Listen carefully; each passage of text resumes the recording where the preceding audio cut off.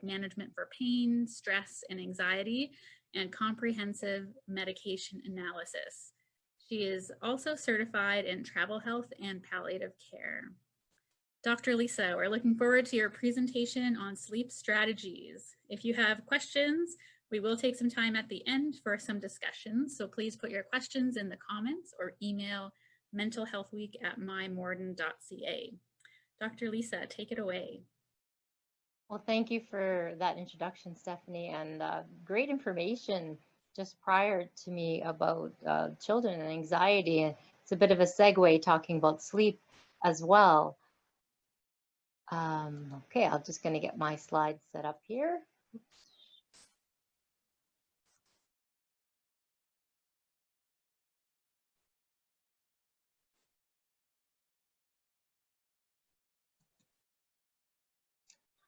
Okay, sleep strategies. Sleep is so very much important part of our day and of our night. And sometimes we struggle with how to identify sleeping problems. So let's start with that. Like, what kind of trouble does sleeping give us? Often we talk about sleeplessness and insomnia as if they're interchangeable, but they're not really, because sleeplessness, although it can be a huge problem in someone's life, isn't as serious as true insomnia.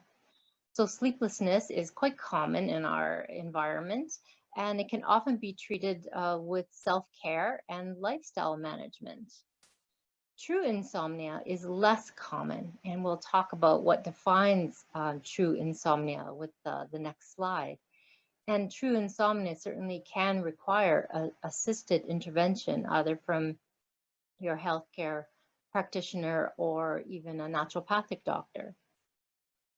So what really defines insomnia? Well, it's a bit multiple definition here, but it certainly starts with not getting enough sleep on at least 3 nights per week for at least 3 months. So it's quite specific.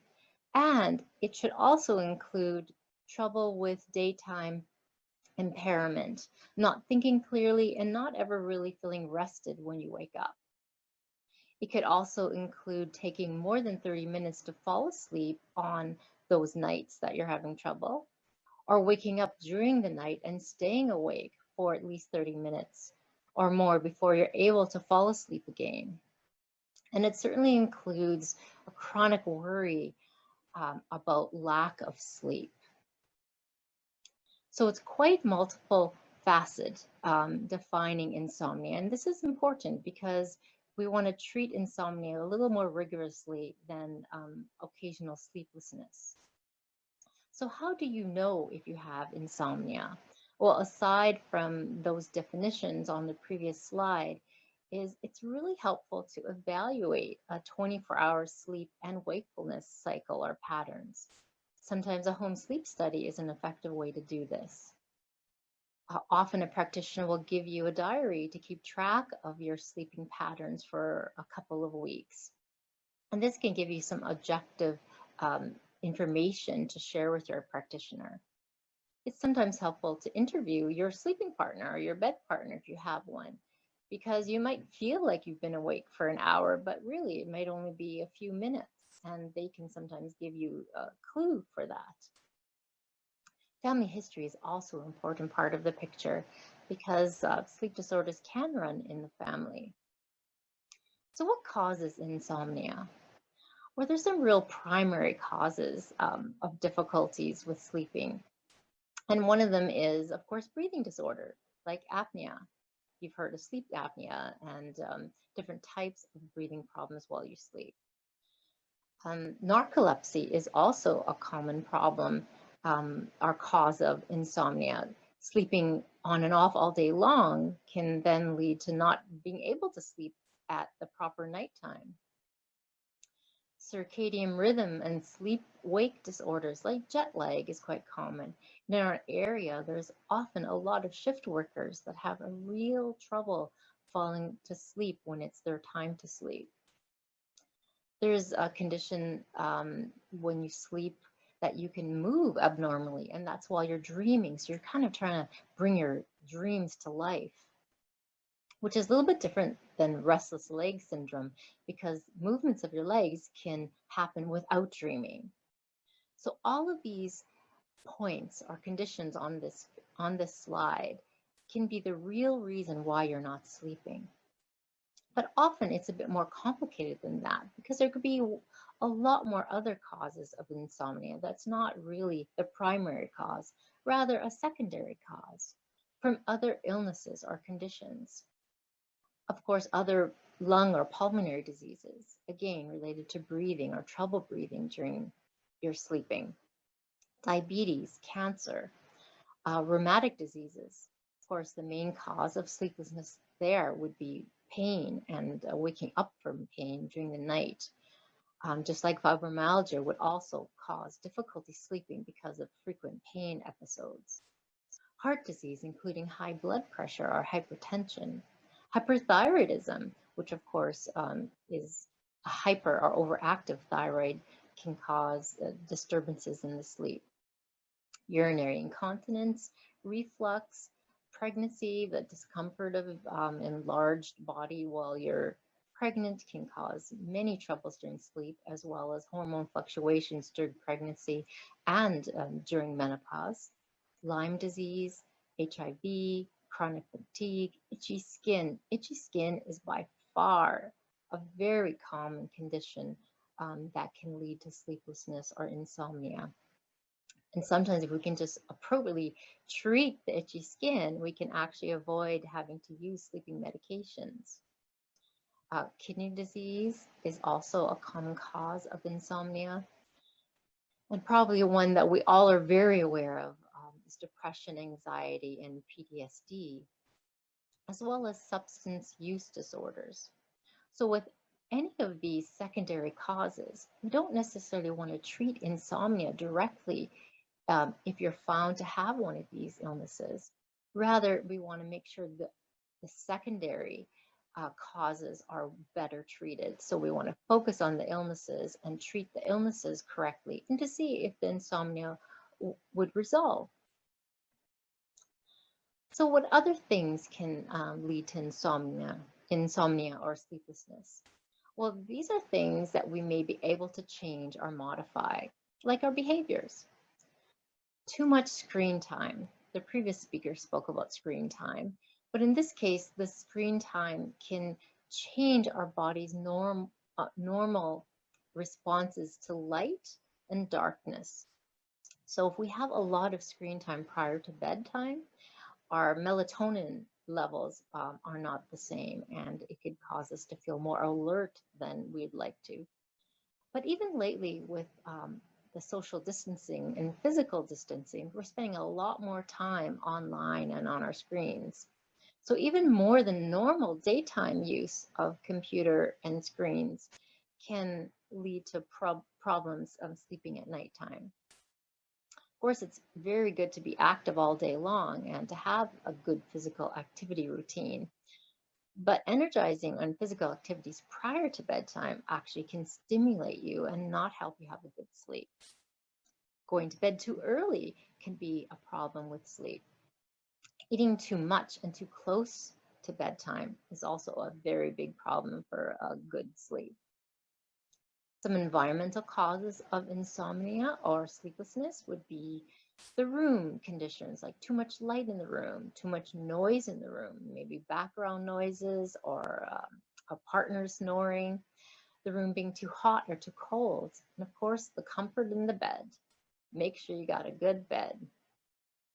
So all these things we actually can change and adjust to help our sleeping problems. Of course, there's some other life issues that can lead to insomnia, and that would be young children not sleeping through the night and parents never getting a good night's sleep. Snoring partners, very big problem with couples. And of course, lately it's experiencing this pandemic that we're in and all of the complications with this new way of living that we are now having to deal with. There's also a lot of medications that can cause insomnia. And it's important to know the medications that you're on before you kind of attack or have some clues to help to treat sleeplessness or insomnia. For example, stimulants. Caffeine is a stimulant we're very aware of, and it's found in not only coffee and tea, chocolate, and some carbonated beverages. So it's important if we want to drink these caffeinated beverages or foods that we enjoy them in the morning or early afternoon so that the caffeine is well out of our system before bedtime. Another source of caffeine that's important to remember is in some headache medications, or Tylenol 1, 2, or 3, all have some caffeine in it. Depressants like alcohol actually can make us feel a little drowsy when we drink them, but later as our body metabolizes the alcohol, something called sugar alcohols goes into the bloodstream and actually can disturb our sleep quite a bit and cause us to be much more awake or restless during the night. Medications for the heart called beta blockers can disturb our sleeps. Many antidepressants actually can cause sleeplessness or lead to insomnia. Diuretics or water pills, if taken too close to bedtime, could cause you to be awake just by having to go trips to the washroom. Steroids like prednisone and dexamethasone are common problems for sleeplessness. Prednisone is a medication used for severe allergy symptoms or autoimmune disorders. And dexamethasone is sometimes used to treat nausea during chemotherapy or even some dental procedures you need to take dexamethasone for. Sleeplessness can also be a result of withdrawing from medications. Medications that you maybe have been addicted to or withdrawing from, and this can cause quite a bit of disruption for your sleep, especially if narcotics were involved. So what are the risks that are associated with the lack of sleep? Well, a huge risk is increases in our hunger and appetite. And this is a direct result from changes in certain hormones in our body. So if you're a science geek, you might be interested in researching leptin or other hormones that change our hunger and appetite. It can also increase our blood pressure and change something called C-reactive protein in our body, which is a good prediction for heart disease. And it can also, lack of sleep can also increase the prevalence or occurrence of diabetes and lead to impaired glucose tolerance. So when we talk about treatment for insomnia or sleeplessness, the first thing we should talk about is what you should do more. So this is a good list, what to do. So do discuss your worries and stressful events prior to bedtime, not just before bed or while in bed. And do use relaxation techniques to help put yourself into the zone for sleeping. Have a warm bath, read a book before bed, or do some meditation or storytelling, or even listening to someone tell you a story. Do have reasonable sleep expectations. Sometimes part of our trouble with our sleep is what we expect. If we hear you should have 8 hours of sleep, we think, oh, wow, we're only getting 6, something must be wrong. So it's good to have predictable sleep and wake times. So plan when you're going to sleep and when you're going to wake up. But if you just can't fall asleep at the time you go to bed, well, just get up, walk around, do something, and try again later. And sleep only long enough to feel rested. Don't worry about how many hours it is. If you feel rested, get up and start your day. Do have a tolerance for occasional sleeplessness. It's okay to have a bad night's sleep now and then. It's only if it becomes a repeated habit month after month that would then need addressing. And do adjust your bedroom temperature, your lighting and bedding for comfort. Maximize all the environmental things that you can. And do use the bedroom for sleep and intimacy only. Do increase exposure to natural light during the day, and this will help set up natural melatonin levels for nighttime. The lifestyle: do not smoke before bed. Smoking includes nicotine, and nicotine is a stimulant, so do not smoke before bedtime. And do not go to bed before getting tired. Part of the problem with sleeplessness is lying in bed and worrying about when will I ever fall asleep. Do not take naps during the day. If you have too much sleep during the day, that could really disrupt your nighttime ability to fall asleep. Do not watch a clock or your phone in the night. If you wake up in the night or as you're falling asleep, try to avoid looking at a clock or your phone. Do not eat heavy meals before bed. So if you've tried all the lifestyle modifications and you still are not getting enough relief, enough good sleeps, then sometimes prescriptions are an option for you. But first, we need to find out what is the problem. Is it the primary problem or a secondary problem? So if you have apnea, the first treatment would be for the sleep apnea, or for the narcolepsy, or for the restless legs. We wouldn't first treat you for the insomnia. We first have to fix the primary problem. Or if it's a secondary cause, like the depression we were talking about, anxiety, or undermanaged other chronic illnesses, we want to make sure those are well managed first before we focus in on treating the insomnia directly. But we do have prescription medications for insomnia, and some of these might be familiar to you. The Z drugs, zopiclone, zolpidem, trazodone is a different one, amitriptyline, nortriptyline. These may be familiar sounding to you. If not, just so you know, they're all medications that are used for sleep and sometimes other things, but they certainly can be helpful for putting you to sleep when you have trouble with sleeping in spite of all the other efforts that you put into place. Although they are very effective sleeping medications, they're not meant to be used every day for long periods. It's a good idea to get back on track with other lifestyle modifications that you can make and only use the sleeping medications short term for as few days as possible.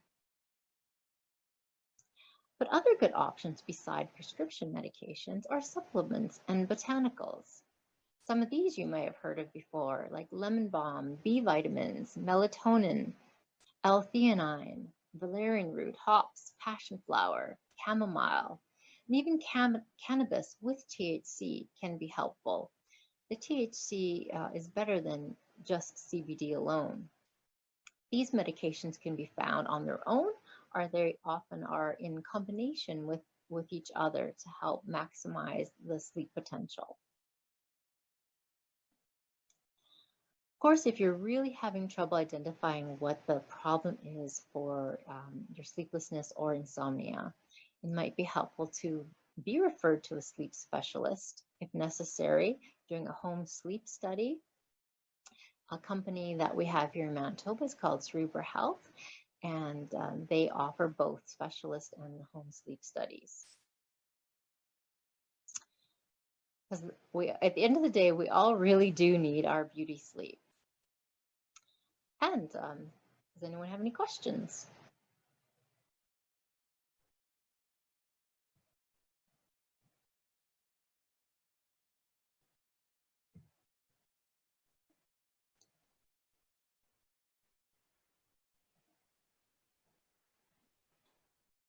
Great. Thank you so much for that presentation. That's very important to think about how we're sleeping and what we can do to improve our sleep. So a couple questions for you. And if anyone else has questions, please email them to mentalhealthweek@mymorden.ca or comment on the video.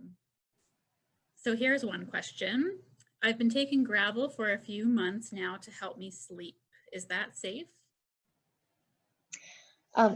Gravel is a popular thing in the over-the-counter section of pharmacies that often people go to for sleeping medication. Although gravel can make you drowsy, it is not a good thing to use regularly because it can cause a whole lot of other really bad side effects, especially if used long term. So there ought to be other suggestions in that case. That's helpful for sure. Since supplements are just herbs, are they all safe to use if I'm pregnant? Absolutely not. It is a misnomer out there that if something is grown in the ground, you can take it as much as you want. But especially during pregnancy, it's really important to look at each individual substance and to be sure it doesn't have a risk for the unborn baby and to the mother herself. So there's actually very few things you can take safely in the supplement section while you're pregnant.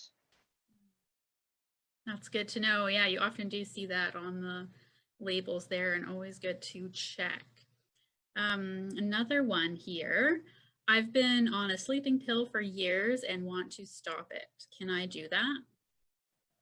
You can stop sleeping medications, and it's a good idea, especially if you have been on them for years. But you can't do it cold turkey. You have to do it slowly over time. And depending on what the sleeping medication is, it might take you weeks or months to get off of. It can be done, but it should be done with supervision and very slowly. Very good. Do I need a doctor's referral for a sleep study? No, you don't. The company Cerebral Health that I mentioned a few minutes ago, actually, you can purchase a home sleep study directly through them. That's really awesome. That's something to take note of if anyone wants to check that out. Another one here. I have always only slept 5 hours a night and feel rested with this amount of sleep, but my mother says that's not enough. Is she right? Well, in this case, I would say no, mother is wrong in this case, because everyone needs a different amount of sleep.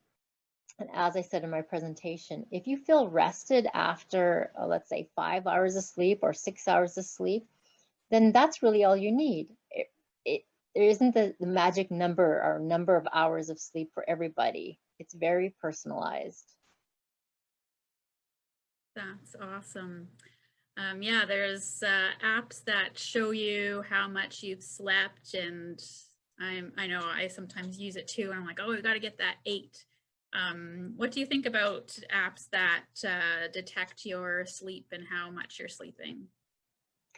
I think they could be useful as a guide, but I don't think, I think we could get too fixated on the number every night and worry about the number rather than how we feel. I think feeling rested and feeling productive during the day and without having trouble thinking during the day, that would be a more important indicator, I feel. Yeah, that makes sense. Yeah, another thing. Oh, I do have a question here. Do you happen to know where I can find resources in Alberta for sleep studies? I don't know Alberta branded resources, but this company I mentioned here in Manitoba, Cerebral Health, ships their sleep studies anywhere. So I would think if you contacted them, that would be useful. But I do know that there are sleep specialists in Alberta.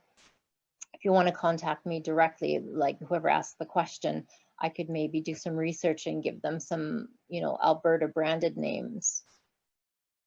For sure, that's great. And that's good to know that that company ships beyond Manitoba. That's really good.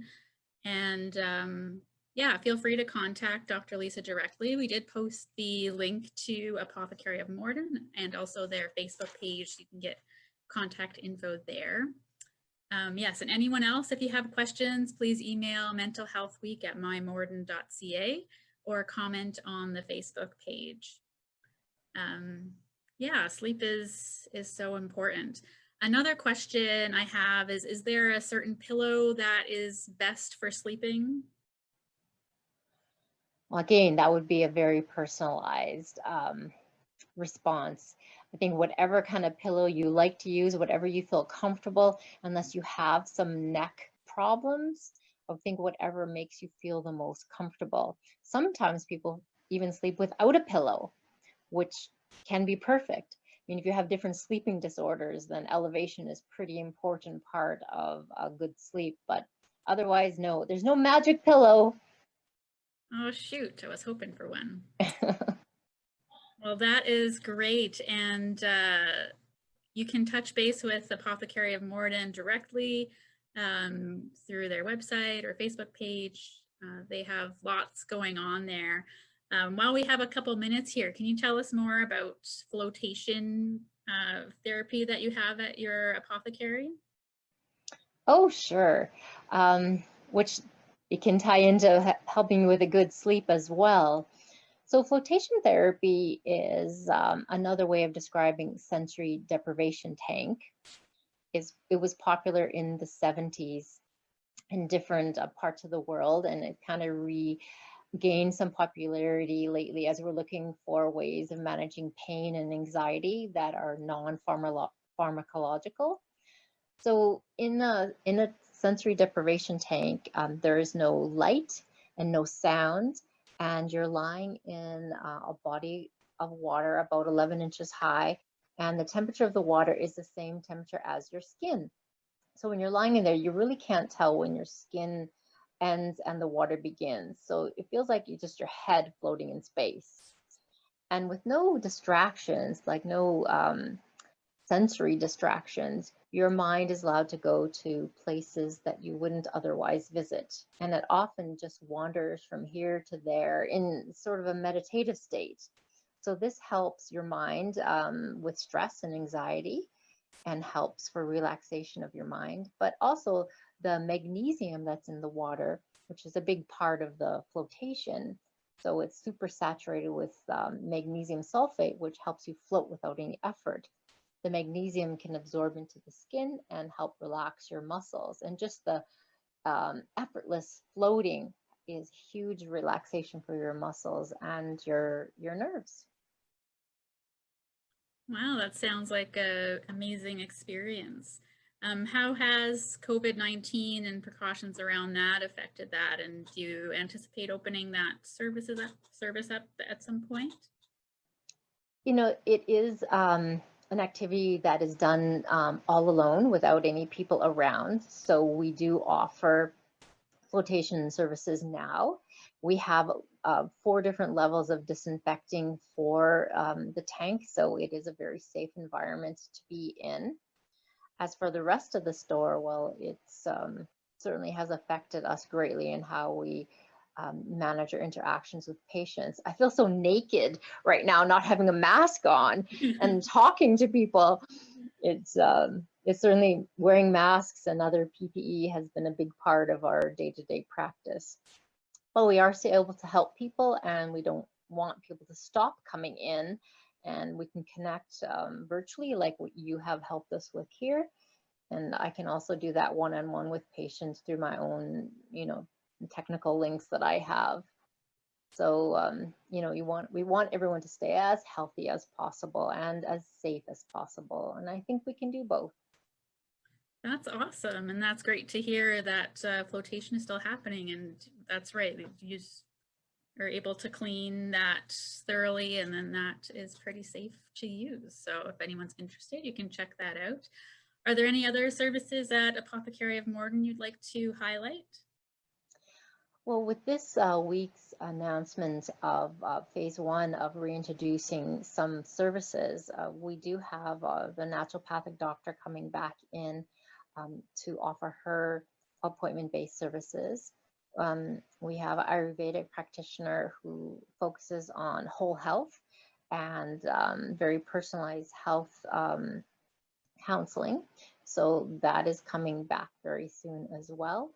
And part of my personal practice is travel health.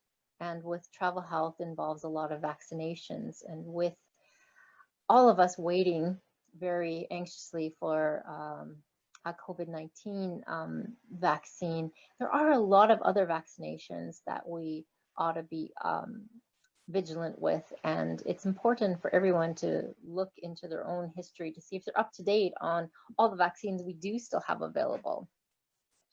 So I'm focused on that and helping people make sure that they have all the vaccinations they should have, because this one vaccine we all know is very important, but there's at least 20 others that are equally as important. Measles is one of them. Pneumonia is another. You know, we need to focus on getting the ones we have available to us. That makes a lot of sense, and that's certainly something we should look into. So that's some homework for us. Check in if your vaccines are up to date, and try and have a calm evening so that you can get into a restful sleep. I think that is where we will leave it for now. Any other questions? I think that is all we've had come through at the moment, but please feel free to continue asking questions by reaching out directly to Apothecary of Morden, or commenting later. We'll try and pass it on.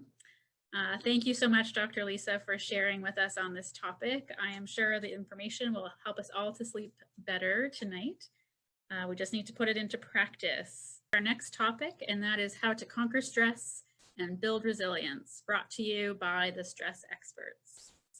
So Louise Sanders will be presenting, and she is a stress consultant, speaker, and trainer. She teaches stress conquering skills to people who serve others. Louise believes that your capacity to help others depends on how you take care of yourself. Across all industries, from educators to first responders in boardrooms or in farmers' fields, Louise empowers people to be the best version of themselves, preventing burnout and increasing effectiveness, both personally and professionally.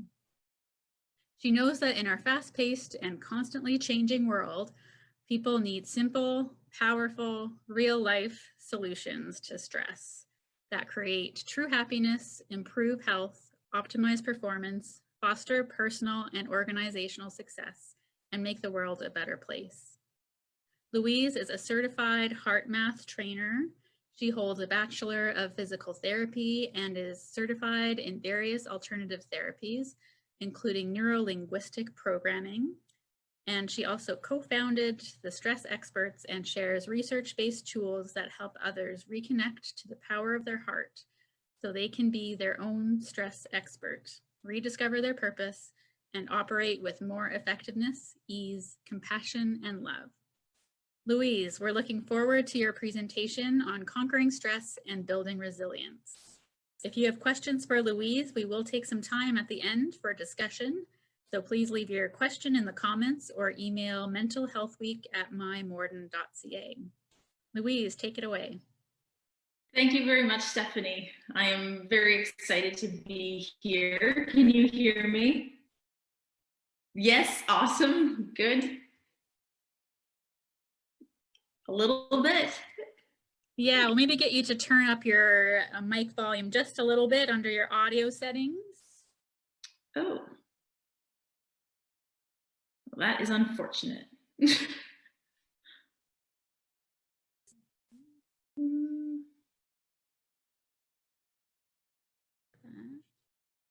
But yeah, say to talk again. Let's just do a quick test. Any better? Is that loud enough? Is that okay? Yes, that's great. Sounding good. Okay, perfect. All right. So thank you very much for the introduction, Stephanie. I am very excited to be here. So a quick introduction of me, just a little bit of my backstory. I spent the first 4 years of my career in conventional medicine as a physical therapist. And then my career transitions into, so I spent another 4 years in alternative medicine. So although I spent 4 years in both the conventional and alternative, what I realized was that they don't agree on much. The conventional medicine and alternative medicine don't agree on much, but there's one thing that they do agree on, and that is that stress is a major contributing factor to any illness, disease, condition, and imbalance. So this got me thinking, like, why are we not actually dealing with stress? If it's the major contributing factor, then why are we not talking about stress? Why are we not dealing with it? Why are we not doing like addressing that issue head on? So I underwent more training, did more research, did more reading, and with my sister, who took a degree in nursing, we co-founded the Stress Experts. So like what you introduced me, Stephanie, is our goal is to help everyone else become their own stress expert. So we don't call ourselves the stress experts because we think we know everything about stress, but our goal is to get the people, other people, like people like you, the skills to conquer stress. So I do trainings and I speak to organizations that want to be more effective, that want to increase their bottom line, take care of their employees, help their mental wellness, and the businesses, the organizations that want to make the world a better place. And my sister and colleague, Elaine, she is a coach and she coaches individuals that serve others that are feeling frustrated, overwhelmed, burned out. They're just not feeling the joy of life. So again, it is our goal to help everyone become their own stress expert, to teach you the skills to conquer stress and overcome any challenge and to grow into the better version of yourself. So that's what I'm super passionate about. So let's get started. I'm going to share my screen.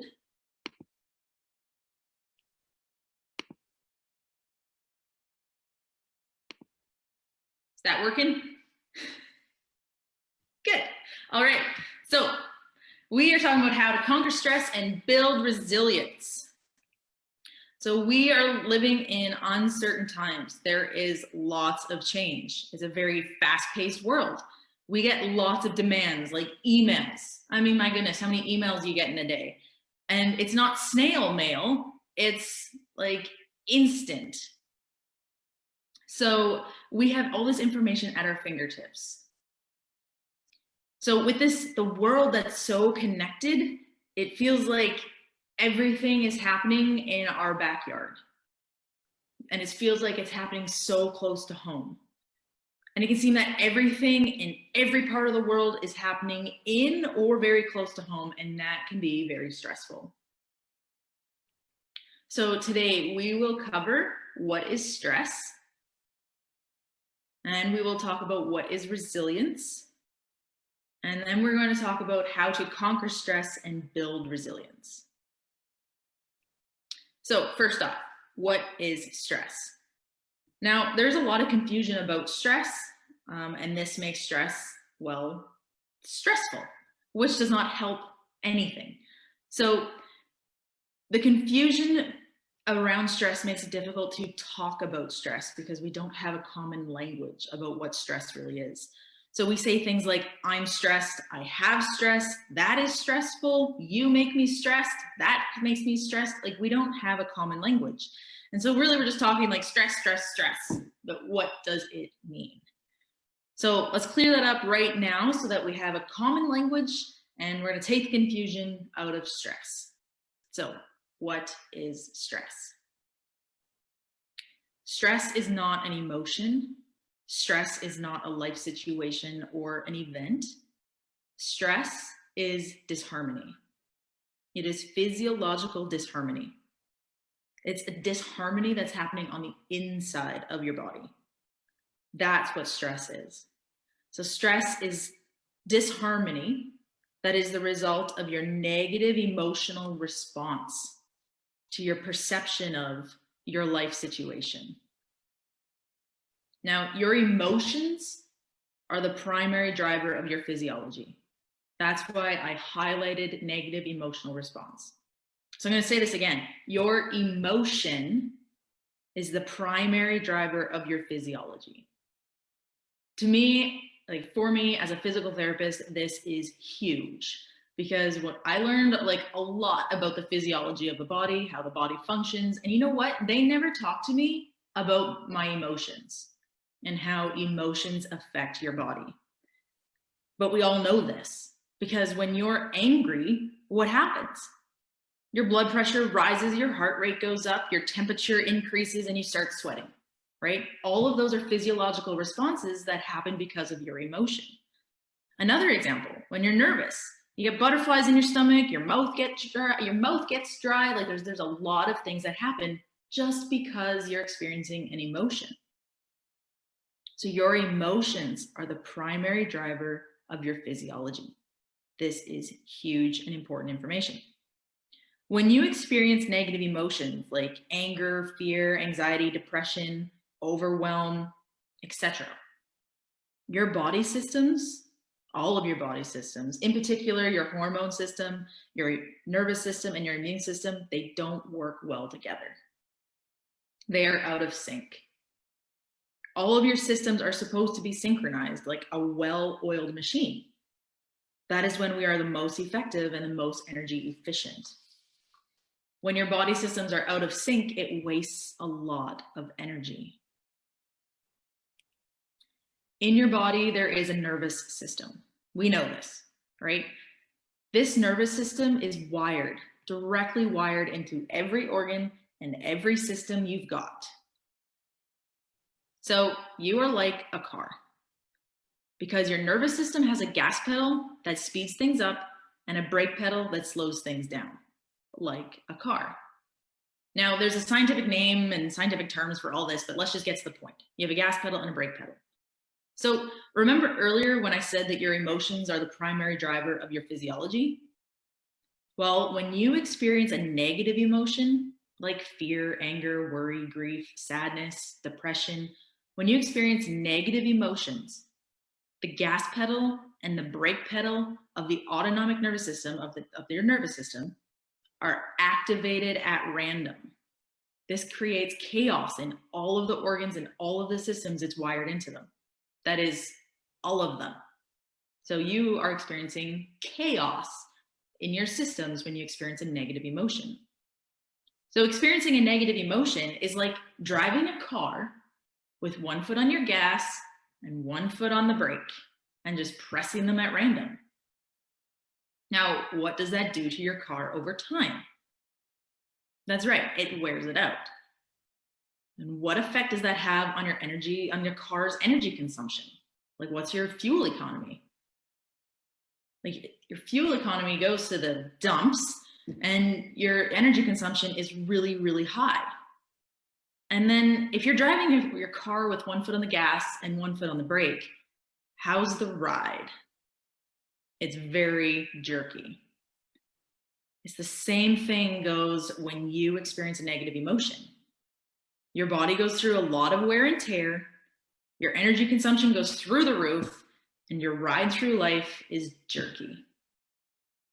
So this chaos and this disharmony in your body is called stress. Stress is disharmony in your body. This is why when you're stressed, you're tired. It wastes energy to be in that chaos. Just like a car, driving one foot on the gas, one foot on the brake, it burns through your energy. This is also why when you're stressed, you're more prone to catching a virus. The immune system is in chaos and can't coordinate an attack on invaders. This is also why when you're stressed, you're more prone to digestive issues, muscle tension, pain, and all other stress-related illnesses. Because nothing inside of you is working smoothly. So you are like a car. So notice how I said that nothing inside of you is working smoothly. So before we move on from this, I want to talk to you about one more important distinction.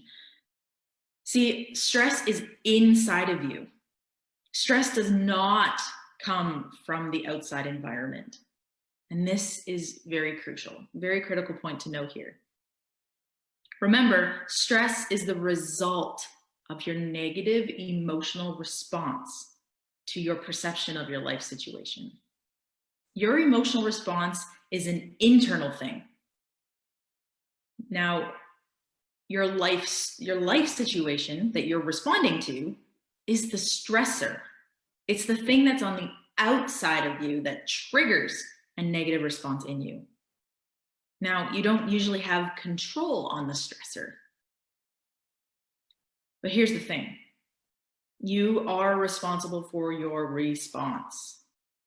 You choose how you emotionally respond to all of your situations. That's why it's so important to see the difference, the distinction between stressor versus stress. Because you have control over your response, which means you have control over your stress. So to summarize, let's look at these differences between a stressor and stress. So a stressor is an event or a circumstance or a situation. This is something that you usually have little or no control over. And it's something in the external environment. It is not inside of you. So stress is a negative or ineffective response to an event, circumstance, or situation. You have absolute control over stress. We're going to talk about that a bit more because it certainly doesn't feel like you do. I know, I get that. I get stressed too, and I would love to say that I have no control over it and it just happens. But the truth of the matter is, stress doesn't just happen, it's a choice, and it's something we have absolute control over. Because this is something that's internal. Stress is internal. So this is the difference between stressor and stress. So, resilience, the second key point I want to talk to you about today. What is resilience? Many people, like when they think of resilience, they think about the ability to bounce back. And they're not wrong. The thing is, they're only seeing part of the picture. The definition of resilience is the capacity to prepare for, recover from, and adapt in the face of stress, challenge, and adversity. So as you can see, recovery or bouncing back is part of the definition of resilience, but resilience is more than that. It's about being prepared for and adapting as well. So let's break this down a little bit. Let's look at that first word of the definition, capacity. So just think about, what does capacity mean? What does that mean? And it is how much of something you have. So like a battery, when your cell phone battery is 100% charged, it is at full capacity. When it is 50% charged, it is at half capacity. So your resilience is like your inner battery. The more energy in your inner battery, the more resilience you have. And the more you are able to be prepared for, adapt, and recover from challenge. So I want you to think about a situation in your life that irritates or frustrates you. So just think about anything that irritates or frustrates you. It can be a big irritation or small irritation, or something that frustrates you. Now, I want you to think about when your inner battery is running on low, how do you respond to that situation? And now I want you to think about the exact same situation, but if you were to encounter it with your battery, your inner battery fully charged, how do you respond? It's different, right? Now the situation is a little less irritating, or you're going with the flow a little bit more, or it's water off a duck's back. It's not as big of a deal. But what's the difference between before, like the first situation and the next situation? If the situation is exactly the same, the only difference is how much energy you had in your inner battery. So if you want to handle life's challenges better, at work, at home, if the challenges are the kids or the spouse or a difficult situation or a difficult conversation you have to have with someone, any challenge, then you want to keep your inner battery charged up. Because when your inner battery is charged up, you are more in charge of how you think, of how you feel, and of how you act. So, what drains the inner battery? Now, there are multiple things that drain your inner battery. Even things like moving your body is going to use energy. But Nothing has as much impact and wastes as much energy as your emotions. Remember the car analogy? Remember how stress, which is disharmony as the result of experiencing negative emotion, creates chaos in your nervous system? Remember how that chaos was like driving your car with one foot on the gas and one foot on the brake, pressing it at random? Remember how all that internal chaos wastes energy? Now, stress drains your inner battery because that chaos drains your inner battery.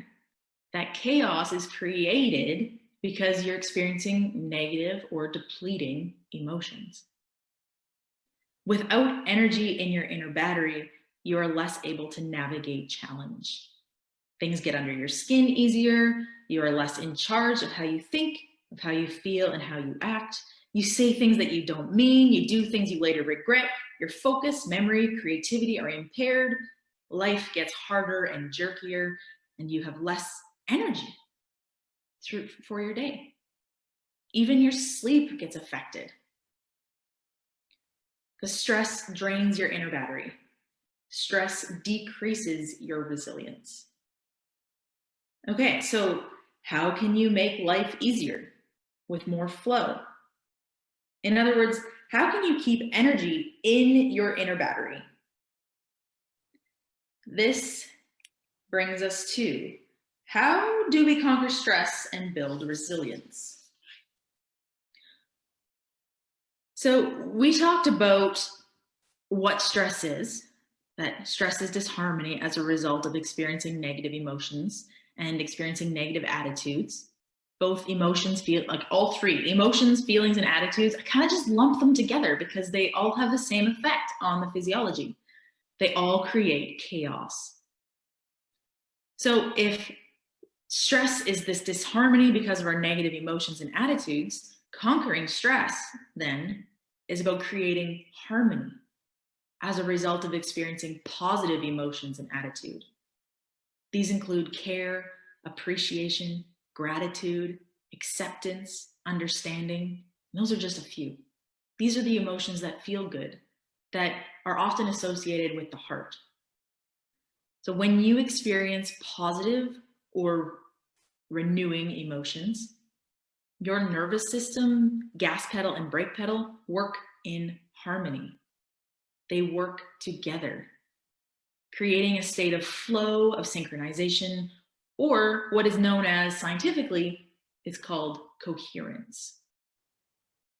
Your nervous system, immune system, hormonal system, they all work together, but so does your mind and your body and your emotions. This is the state of coherence. In the state of coherence, all of your systems are working together. And everything works better when it's working better together. I mean, just think of the pieces of a clock. If all the pieces of the clock were to do their own thing and turn unsynchronized, how would the clock function? Not very well. But if it works together, if everything's in time, everything is synchronized, your clock works. So in the state of coherence, you are energy efficient. So we talked about stress, disharmony, which scientifically is known as incoherence, that chaos. If that chaos, incoherence, decreases your resilience and drains your inner battery, creating harmony increases your resilience and charges your inner battery. You want this. You want coherence. You want higher resilience, because then you are more in charge of how you think, how you feel, and how you act. This means you get to create stronger and more harmonious relationships. You have better focus, better mental clarity. You have better creativity, you're better able to solve problems and make wiser choices. You have more energy, and you sleep better. You sleep more solid and have more rejuvenating sleep. So, how do you keep your inner battery charged? It's simple, but not always easy. It takes practice. It does get easier. I mean, I don't have it perfect either. Like I said, I may call myself the stress experts, but it's not because I have it 100% of the time. And I don't expect you to have it 100% of the time. That's not what a stress expert is about.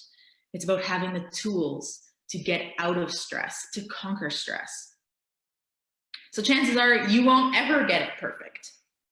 And the goal is not to always be in harmony and never again feel disharmony.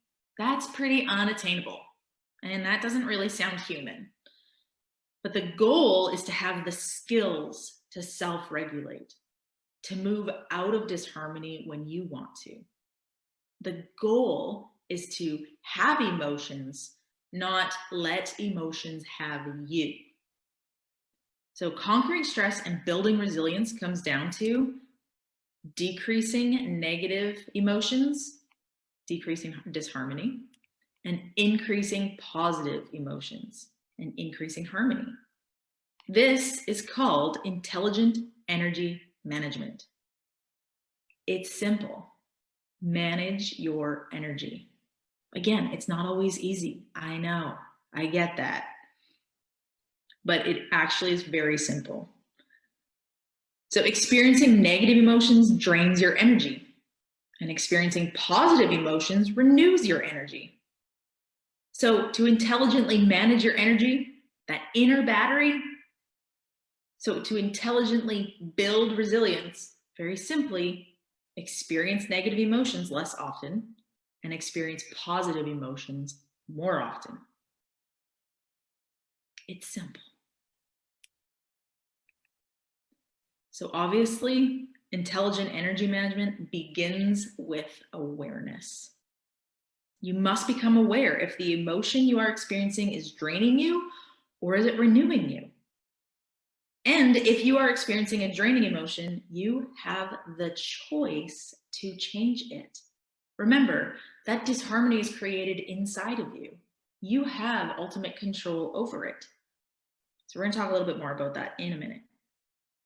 So again, I get this. You're probably like, oh my gosh, I don't understand this because this is way too simple. It is simple. And this is, oh man, I think, Louise, this is way too hard. You know what? It is hard. Sometimes this is hard, but I promise you it gets easier. It does take a lot of effort, but it is worth it. It's a short-term effort for long-term gains. These long-term gains are like making, it's like taking on challenges easier. It's the ability to handle change more gracefully. It's to build strong relationships with others. These are just a few of the benefits. So to understand, or to use, I'm just going to use an example to demonstrate this to you. Imagine that you have never walked. And it's not that you don't have the ability to walk, but you just never developed the skill or the strength. You've been in bed your whole life. Now imagine you decided that you had enough of lying around. You wanted more. You wanted to walk, maybe even run. Would you just get up and start walking? No, you would have to build up the strength and the skill. Would it take effort? Of course. Would it be worth it? Well, I certainly think so. And now, would walking get easier? Absolutely. Eventually, you will do it without so much concerted effort. Emotional regulation is very much the same. It is a skill. It takes effort to regulate your emotions, but there are big, big benefits. And is a skill worth developing, and it does get easier. So, if you are aware that you are experiencing a negative or depleting emotion or attitude, then here's one way to change that. So here's the quick notes of how to conquer stress and build resilience. So I'm going to teach you a technique. It's 3 steps.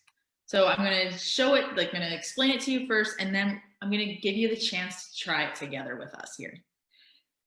So the first is accept the emotion. So just accept that you are experiencing an emotion. That's good. It means you are alive and you are human. By accepting it, you are already creating more harmony in your body systems. Because remember, acceptance is a renewing emotion. So the first step is accept the emotion. The second step is drop into your heart. So that's like bringing the energy from your head down into your heart gently. And you'll notice how your breathing slows and deepens. Now, I don't have time to go into it today, but let me just say that your heart is a strong, natural harmonizer of your body. And by bringing your focus there, harmony is increased. And I'd love to go into the science of it more. I'm a science nut, but just trust me when I say that when you bring your focus to your heart, it brings about that natural harmonizing. So that's step 2. And the last step is open your heart. So this is about letting go of your agenda and attachments to open yourself to receive the present moment. So let's just do this together and just notice what happens on the inside of you. Just notice what happens. So you can close your eyes or keep them open if you want, but let's just do this together. So accept the emotion.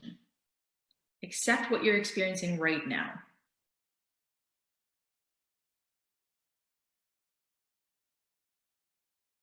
I want you to bring the energy down from your head into your heart. And this is a gentle process. You're not trying to force it down there. You're just bringing that energy down gently into your heart. And just notice how your breathing slows and how it deepens.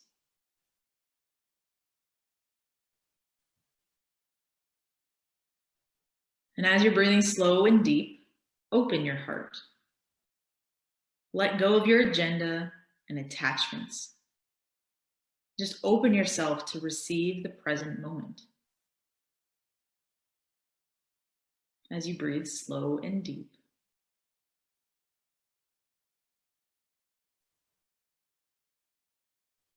So that is what we call the accept and open technique. And just take note of how you feel on the inside. What feels different? Is there a difference? Maybe there isn't. Sometimes it's small, sometimes it's big. Sometimes you're going to feel it more than others the more you do this technique. So when to use this technique? So you can use this immediately after becoming aware of experiencing a negative emotion. You can use this when you're feeling tension or you feel yourself closing your heart, closing off, or closing down that openness, or pulling away from things in life, or pulling away from life. You can use this technique to start your day, to set the tone for the day, to start your day off on the right foot, so to speak. You can use this before going to sleep. This helps you let go of your day, of what you didn't accomplish, what you have to accomplish tomorrow, all of that stuff we keep holding on to. This is great to use before you fall asleep to help you have a better sleep, to calm and harmonize the body before falling asleep. And you can use this technique in transitions, like after lunch and before starting a task. Or when you leave your car to enter into a building, like when you leave your car and then go to work or come back to your house. Any transition is a great time to use it. It allows you to be open to that next task that you're doing. So these are just some examples of when you can use this technique, but I would really recommend just start by picking one time that you can incorporate this into your day and just commit to doing it. Because if you're anything like me, it's like, oh, that's awesome. I'm going to do that like next week. And it just doesn't happen because it's not specific. So I highly recommend that you just pick a time of day, or pick an event or something, maybe while you're brushing your teeth. This is a great time to use the technique as well. All right, so let's recap. First, we talked about what is stress. And so stress is disharmony. What is resilience? It is the capacity to prepare for, recover from, and adapt in the face of stress, challenge, and adversity. When we talk about resilience, you can think inner battery. And how to conquer stress and build resilience. And this is about consciously choosing to experience renewing emotions so you can intelligently manage your energy. So I'm going to leave you with a quote.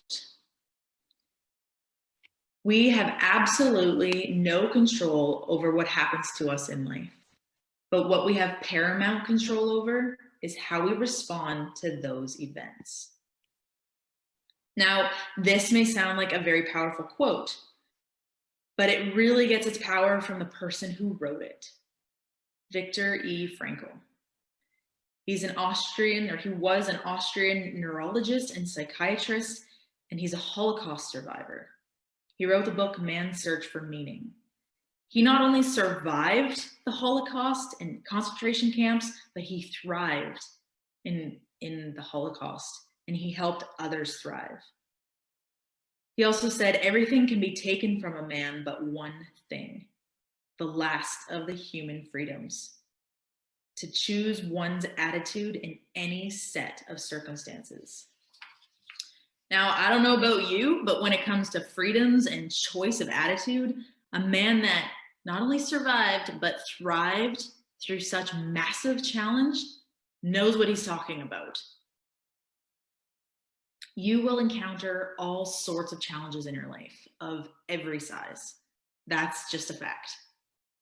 You have the choice as to how to respond to the challenge. It just sometimes doesn't feel that way. I know, I get it, but you do. But the more you intelligently manage your energy drains and gains, the more resilient you will be. And the more resilient you are, the more you are able to be in control of your response to challenge.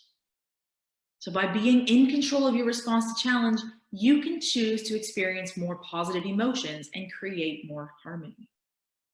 And when you have more harmony, you are not stressed. That's just simple. So use the accept and open technique often. Now, this is only one technique in bringing about inner harmony. But when you have harmony, you conquer stress and build resilience. So are there any questions? Thank you so much. That was amazing. And we do have a few questions for you here.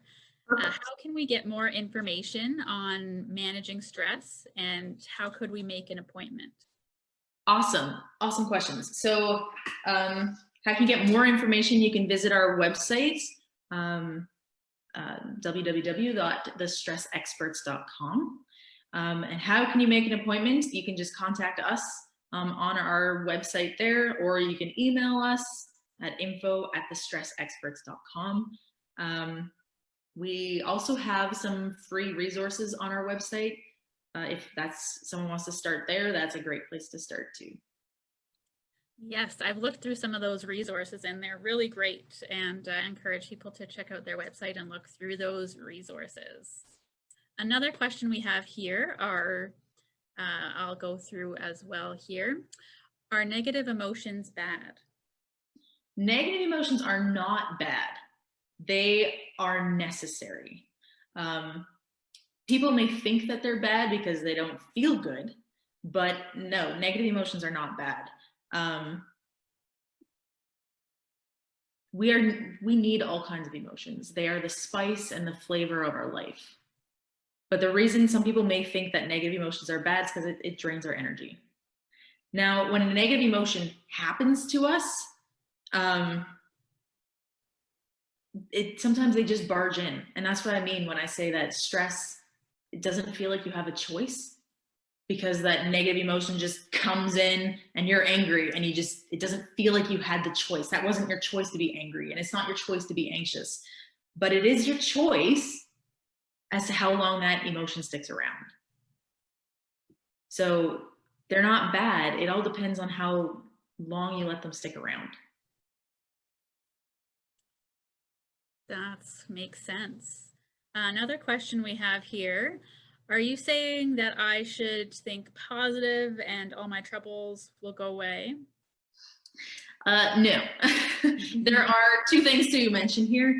The difference is, like, I want to start with just talking about thinking positive. Thinking positive is not the same as feeling a positive emotion. So positive thinking has some effect on the physiology and changing the physiology. I'm all about the physiology because stress is when there's physiological disharmony. So changing our thoughts doesn't really have a profound effect on our physiology. But when we change our emotions, it does change our physiology, because our emotions are the primary driver of physiology, not our thoughts. So it's about changing our emotions, which that's where it gets a little fuzzy, because people are like, well, I don't understand the difference between thoughts and feelings, but there's a big difference. And it's subtle, but it's definitely big. So the second part of this is the idea that it's not making your problems go away. Nothing that we're talking about that I'm mentioning here, and nothing that we're going to teach you if you want to be, in our coaching or in our training, I'm not teaching you about just making your problems go away. It's about feeling positive around a problem or a challenge is not the same as being happy about it. And it's not the same as getting rid of it. But feeling positive, it could be like, for example, feeling acceptance or a sense of adventure or faith or hope. Those are positive feelings. So no, these emotions don't make the troubles go away, but it does make it easier for you to find creative or out of the box solutions to these troubles and these problems and these challenges.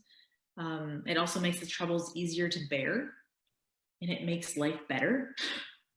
And it keeps the energy in your inner battery.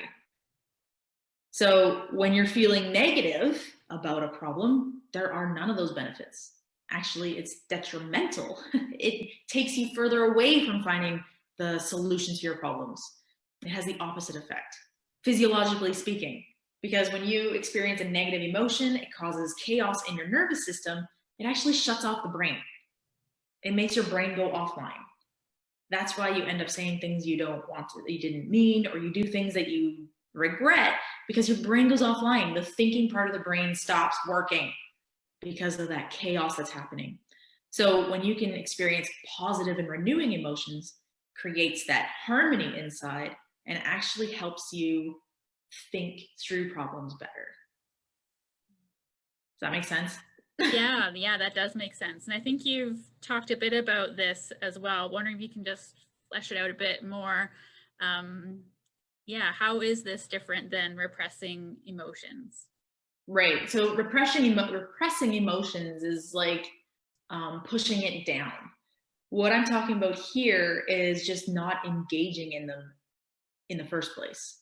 So when we talk about stress management, and that kind of is what sets us apart from other stress management solutions, I guess, is that we are very growth oriented.